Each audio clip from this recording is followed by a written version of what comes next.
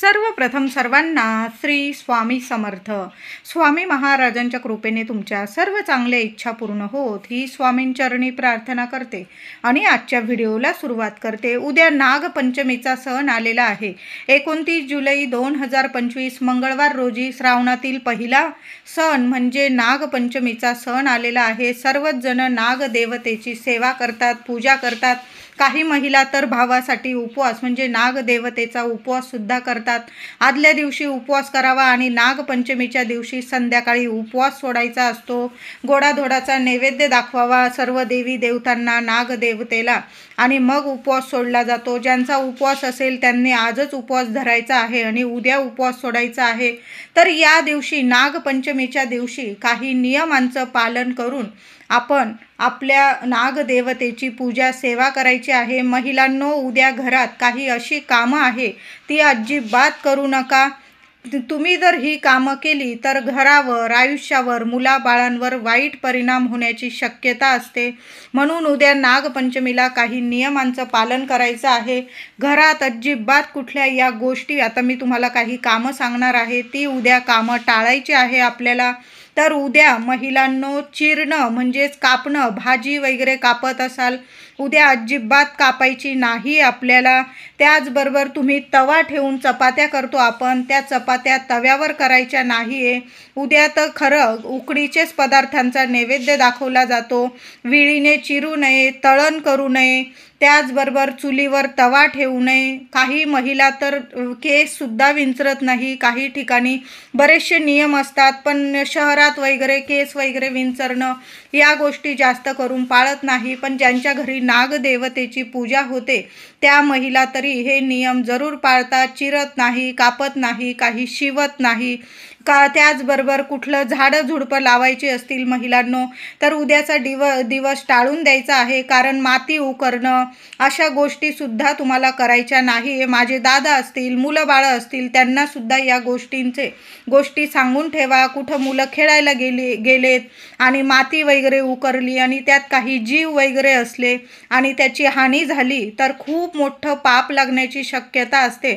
म्हणून नागपंचमीला उकरू नये, खोदू नये, चिरू नये म्हणजे विळीने चिरू नये, तव्यावर चपात्या वगैरे शेकू नये, त्याचबरोबर शिवणं वगैरे म्हणजे या कामांना आपल्याला उद्या टाळायचं आहे. त्याचबरोबर केस कापणं, दाढी करणं यासुद्धा गोष्टी आपल्याला टाळायच्या आहे. नख वगैरे कापणं या गोष्टी अजिबात घरात व्हायला नको. महिलांनी याची नक्की काळजी घ्या. तुम्ही नागदेवतेची पूजा करा किंवा नका करू, पण नागपंचमीला हे सर्वांनी नियम अवश्य पाळायचे आहे. आपल्यामुळे कुठल्याच जीवाला त्रास होणार नाही याची काळजी घ्यायची आहे. नागदेवतेंचे 8 रूप असतात: अनंत, वासुकी, पद्म, महापद्म, तक्षक, कर्कोटक, शंख, कुलिक म्हणजेच कालिया. हे 8 नागांचे रूप आहे. यमुनेच्या डोहात कालिया नावाचा महाविषारी सर्प नाग होता. त्याच्या साध्या फुत्काराने सुद्धा सर्व काही भस्मसात होई. भगवान श्रीकृष्णांनी कालिया नागाला मारले आणि गोकुळातील लोकांचे रक्षण केले. तो दिवस होता तो म्हणजे श्रावण शुक्ल पंचमी म्हणजे नागपंचमीचा दिवस होता तो. तेव्हापासून लोक नागदेवतेची म्हणजे नागाची पूजा करू लागले. नागाला लाह्या आणि दुधाचा नैवेद्य दाखवू लागले. म्हणून उद्या आपल्या देवघरात सुद्धा लाह्या आणि दुधाचा नैवेद्य जरूर दाखवा. तुम्ही नागदेवतेची बाहेर जरी पूजा करत असाल पण आपल्या देवघरात लाह्या आणि थोडं दूध नक्की नैवेद्य दाखवायचा आहे. या दिवशी नागदेवतेबरोबर श्रीकृष्णांची सुद्धा पूजा केली जाते, महादेवांची पूजा केली जाते. महादेवांच्या मंदिरात जाऊन सुद्धा आपल्याला पूजा करायची असते. आणि तुमच्याकडं बाळकृष्णाची मूर्ती असेल तर बाळकृष्णांना सुद्धा उद्या दुधाने, पंचामृताने अभिषेक करून छान पूजा करायची असते. या दिवशी अंगणात रांगोळीच्या ठिपक्यांचा नाग काढला जातो. महिलांनो, थोडी का होईना, लहानशी का होईना रांगोळी आपल्या दारात नक्की काढा. पाटावर चंदनाचे 5 फण्यांचा नाग काढला जातो. तुमची जशी पद्धत आहे, तुम्ही फोटोची पूजा करत असाल, तुमच्याकडं मूर्ती आणून पूजा करत असतील, मातीची मूर्ती आणून सुद्धा बरेचसे लोक पूजा करतात आणि संध्याकाळी त्या मातीच्या मूर्तीचं विसर्जन करतात. सकाळी पूजा करतात, संध्याकाळी 4-5 वाजेला त्या नागमूर्तीची विसर्जन सोहळा केला जातो. जातो, म्हणजे जिथं मोठं गवत उगलेलं आहे तिथं तो नागदेवता ठेवून येतात, म्हणजेच याला विसर्जन सोहळा म्हणतात. अशा पद्धतीने साध्या सोप्या पद्धतीने आपण नागदेवतेची पूजा करायची आहे. उद्या सर्व देवी देवतांची छान अशी पूजा करायची आहे. कच्चं गाईचं दूध असेल तर सर्व देवी देवतांना उद्या कच्च्या गाईच्या दुधाने आधी स्वच्छ पाण्याने, नंतर दुधाने, पुन्हा पाण्याने स्वच्छ असे अभिषेक करायचा आहे. छान मूर्ती पुसून घ्यायची आहे आणि देवघरात स्थापन करायची आहे. महादेवांची शिवपिंडी असेल तर गाईच्या दुधाने अभिषेक नक्की घालायचा आहे. तुम्ही जर आपली देवघरातच नागाची सुद्धा पूजा करत असाल तर पुढं नागाची मूर्ती ठेवायची आहे आणि जिथं आपले देवी देवता ठेवतो त्याच ठिकाणी आपले देवी देवता ठेवायचे आहे. तुम्ही जर वेगळी पूजा मांडत असाल तर मग तुम्ही एखादा पाट मांडा, त्याच्या अवतीभोवती रांगोळी काढा, छान असा दिवा प्रज्वलित करून आणि मग नागदेवतांची पूजा करायची आहे. आधी गणपती बाप्पाला हळदी कुंकू फुलं अक्षता वाहा आणि मग नागदेवतेची पूजा करायची आहे. तेव्हाच आपली पूजा संपूर्ण होत असते. नागदेवांना छान असा पुरणाचा, काही ठिकाणी पुरणाच्या दिंड्यांचा नैवेद्य दाखवला जातो. तुमच्याकडं जशी पद्धत आहे तसा आपण नैवेद्य दाखवायचा आहे.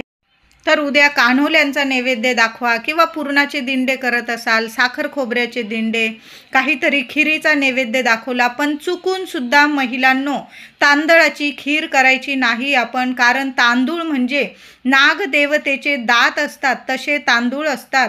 म्हणून तांदूळाची खीर उद्या चुकून सुद्धा कुणीच करू नका. तुम्ही शेवयांची खीर करा, रव्याची खीर करा किंवा गव्हाच्या खपल्याची खीर नैवेद्यात ठेवणं खूप शुभ ठरतं. तुम्ही इतर कुठलीही खीर करायची, पण तांदळाची खीर अजिबात करू नका महिलांनो. नाहीतर या छोट्या मोठ्या चुका होऊन जातात आणि मग आपल्या घरात जर काही घडलं वाईट तर आपण म्हणतो आपल्याबरोबरच असं का होतं, माझ्याच लेकरांचं माझं का बरं असं होतंय. तर या चुका अजिबात होऊ देऊ नका. या शुभ तिथींना तरी आपल्याकडून चुका होणार नाही यांची सर्वांनी नक्की काळजी घ्यायची आहे. म्हणून घरात हे कामं उद्या अजिबात करू नका. विळीवर कापू नका, तव्यावर शेकू नका, काही ठिकाणी केस वगैरे कापले जातात, अशा गोष्टी घडणार नाही याची सगळ्यांनी काळजी घ्यायची आहे.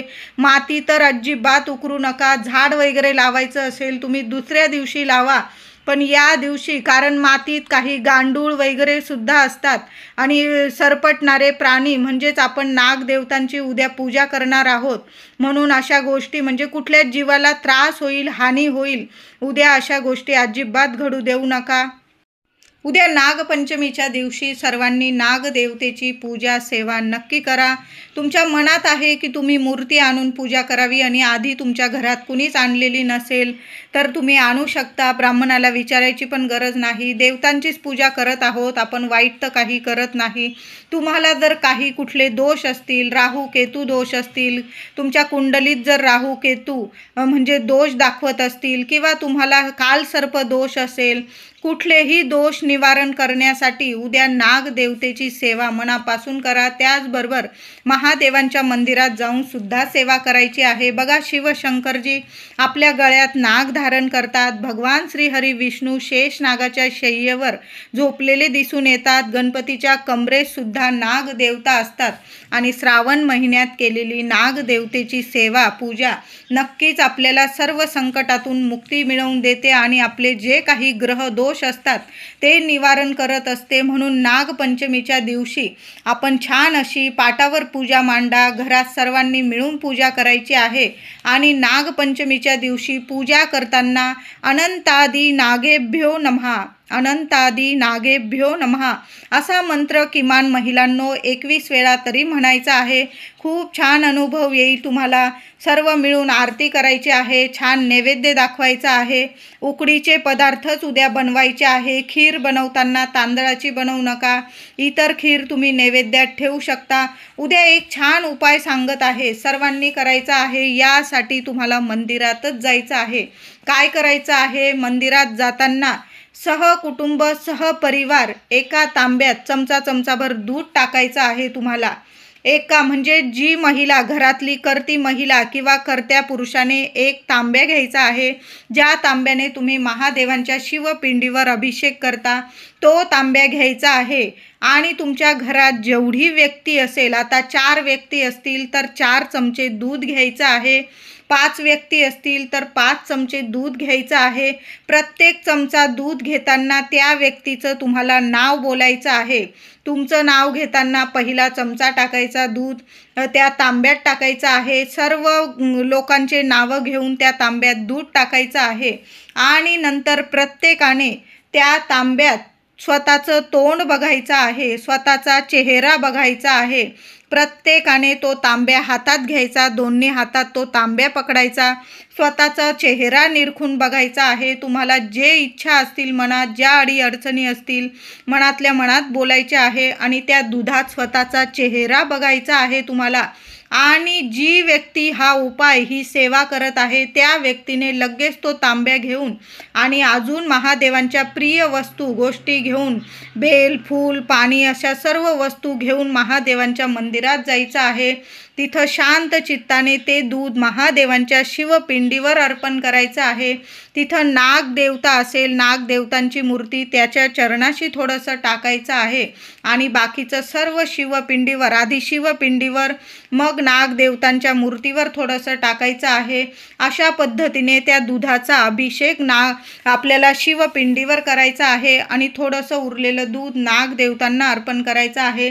नंतर स्वच्छ पाण्याने अभिषेक घालायचा आहे शिवपिंडीवर, बेल, फूल अर्पण करायचं आहे आणि थोडीशी मुठभर साखर शिवपिंडीवर ठेवायची आहे. बरोबर जाताना थोडीशी साखर पण घेऊन जायची आहे तुम्हाला आणि मुठभर साखर महादेवांना अर्पण करायची आहे.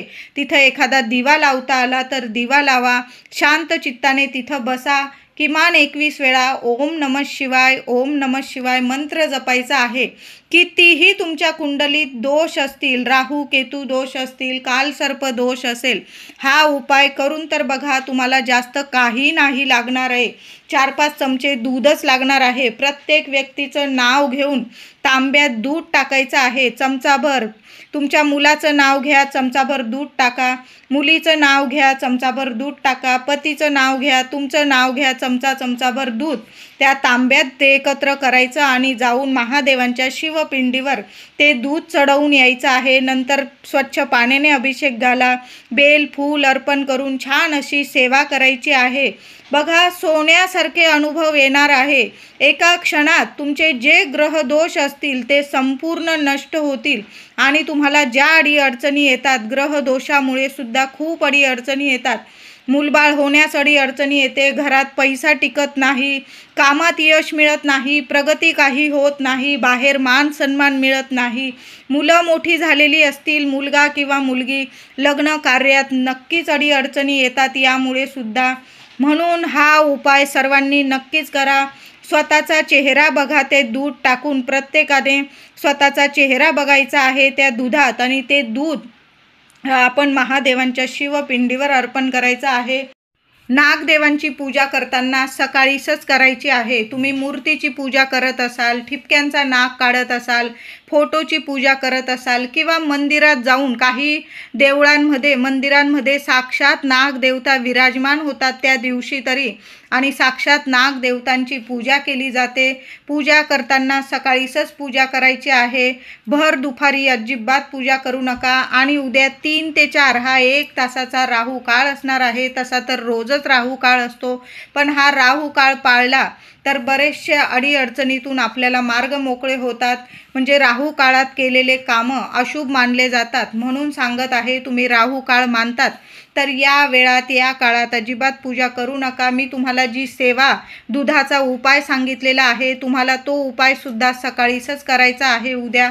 आणि नाहीच जमला काही महिलांना, माझ्या दादांना, तर तुम्ही प्रदोष काळात संध्याकाळी 5 नंतर सुद्धा हा उपाय करू शकता. पण भर दुपारी म्हणजे 3 ते 4 या वेळात तरी करू नका. हा राहूचा काळ, अशुभ काळ आहे. तुमच्या कुंडलीत जर राहू केतू त्रासदायक असतील किंवा तुम्हाला कुठले ग्रह दोष असतील तर हा काळ नक्की पाळायचा आहे. या वेळात, या काळात नागदेवतांचं दर्शन घेऊ नका, पूजा करू नका. त्याचबरोबर तुम्ही जर मूर्तीची स्थापना केली असेल, उद्या नागदेवतेची मूर्ती आणून बऱ्याच घरांमध्ये नागदेवतेची मूर्ती आणून ती स्थापन केली जाते आणि संध्याकाळी त्या नागदेवतेची विसर्जन सोहळा हा केला जातो, म्हणजे ती मूर्ती विसर्जन केली जाते. तर या 3 ते 4 1 तासात हा 1 तास राहू काळ असणार आहे. या वेळात, या काळात नागदेवतेची मूर्ती विसर्जन करू नका. नंतर तुम्ही 4 वाजेनंतर केली संध्याकाळी तरीही चालेल. नागदेवतेंची मूर्ती कधी पण झाडं झुडपं असतील, मोठं गवत वाढलेलं असेल, त्या गवतामध्ये ती मूर्ती विसर्जन करायची आहे, म्हणजे ठेवून यायची आहे. अशा पद्धतीने उद्या नागदेवतेची मूर्तीचं विसर्जन करायचं आहे. तुम्ही पाटावर रांगोळी काढून नागाची पूजा केलेली असेल तर ती रांगोळीसुद्धा पाण्यात वगैरे विसर्जन करायची आहे, इतरत्र फेकून देऊ नका. अशा पद्धतीने उद्या आपल्याला साध्या सोप्या पद्धतीने नागदेवतेची पूजा करायची आहे. उद्या नागदेवतेला सुद्धा एखादं बेलपत्र अर्पण करायचं आहे, छान अशी पूजा करायची आहे. फुलं वगैरे, एखादा हार घाला. नागाची मूर्ती आणलेली असेल, फोटो असेल, नागाच्या मूर्तीला किंवा फोटोला एखादा हार अर्पण करायचा आहे. छान असा नैवेद्य दाखवायचा आहे. लाह्या आणि दुधाच्या नैवेद्याला खूप महत्त्व आहे. कोरड्या लाह्यासुद्धा अर्पण करा आणि थोडंसं दूध घ्यायचं वाटीभर, त्यात थोड्याशा लाह्या टाकायच्या, थोडीशी चिमूटभर साखर टाकायची आणि लाह्या दूध साखरेचा सुद्धा उद्या नैवेद्य दाखवायचा आहे. नंतर तो नैवेद्य प्रसाद स्वरूप प्रत्येकाने थोडा थोडा खाऊन घेतला तरीही चालेल, पण नागदेवतेला उद्या लाह्या आणि दुधाचा नैवेद्य अवश्य दाखवा. तुम्ही मंदिरात गेला असेल किंवा कुठलं वारूळ वगैरे असेल, तिथं सुद्धा तुम्हाला लाह्या आणि दुधाचा नैवेद्य दाखवायचा आहे. फुलं अर्पण करा. महादेवांच्या मंदिरात गेला तर तिथं सुद्धा छान अशी पूजा करायची आहे, बेल फूल अर्पण करून. बघा, आपली भारतीय संस्कृती नेहमी सर्वांवर प्रेम आपल्याला करायला शिकवत असते. तसं पाहिलं तर नाग हा रानावनात राहणारा प्राणी आहे, पण पावसाळ्यात त्याचे घर पाण्याने भरते म्हणून तो गावात येतो, घराच्या वळचणीला बसतो. तो अतिथी असतो, पाहुणा असतो आपल्यासाठी, म्हणून त्याचे पूजन करत असतो आपण श्रावण महिन्यात. नागाला वनात राहणे म्हणजे जंगलात राहणेच आवडते. त्याला पावित्र्य आवडते, स्वच्छता आवडते, सुगंध आवडतो. तो फुलांना जवळ करत असतो. नागांचा आणखी एक गुण म्हणजे तो शेतांची राखण करत असतो. उंदीर, घूस इत्यादी जीवांपासून आपल्या शेताचं रक्षण करत असतो.